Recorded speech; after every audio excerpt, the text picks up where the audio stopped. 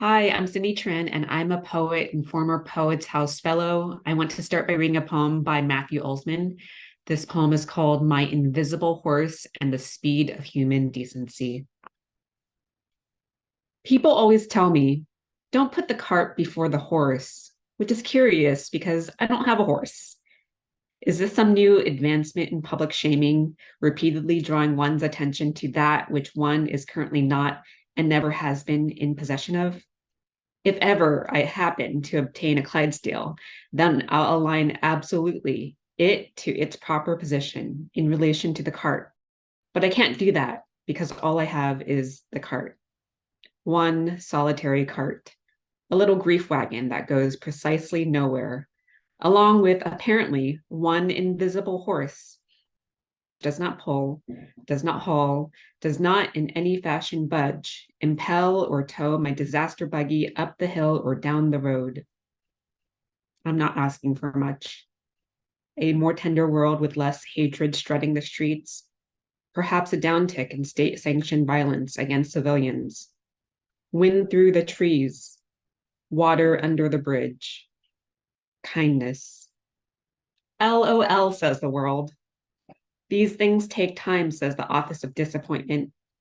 Change cannot be rushed, says the round table of my smartest friends. Then together they say, the cart. They say, the horse. They say, haven't we told you already? So my invisible horse remains standing where it previously stood, between hot dog stands and hallelujahs, between the NASDAQ and the moon's adumbral visage, between the status quo and the great filter.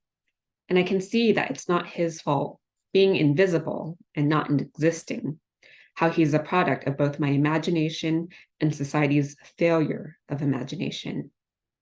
Watch how I press my hand against his translucent flank, how I hold two sugar cubes to his hypothetical mouth, how I say, I want to believe in him, speaking softly into his missing ear. In the same way that Olzmann takes a closer look at a cliche, I want to read a poem where I take on another cliche. My poem is called How to Have a Miscarriage All Over the City. When platitudes like time heals all and everything happens for a reason knock at your door, ignore. Ignore again. Buy expensive bath tissue. Later, when you turn around and see blood clots floating in the toilet bowl, yank a long train of that expensive bath tissue and wipe. Focus on the soft cotton fibers of 3-ply that you never bought for yourself before. Everything happens for a reason. Ignore. Locate 2 old bath towels. Layer them in the middle of your bed. Wear a beat-up t-shirt and nothing else at night. When you give up counting sheep, count your own fingers and toes. Line your underwear with a thick pad. Place a lemon in your coat pocket and leave the house in broad daylight.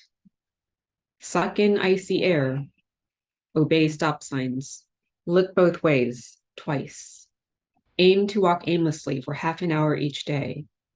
Stop at a cafe and sit by a dusk blue wall. Order nothing. Gaze at your faux fur boots and ask the barista if you can borrow a blue pen. If there is no blue, borrow black. Treat napkins as a notepad and a manual. Outline a system of tender rewards. See one friend and you get to have sushi. See 3 friends at the same time and you get to have a sidecar. Kill 2 birds with 1 stone. Ask friends to stop sending cheap platitudes and ask them to buy you expensive bath tissue, Egyptian cotton bath towels, and organic linen sheets the color of alabaster stone.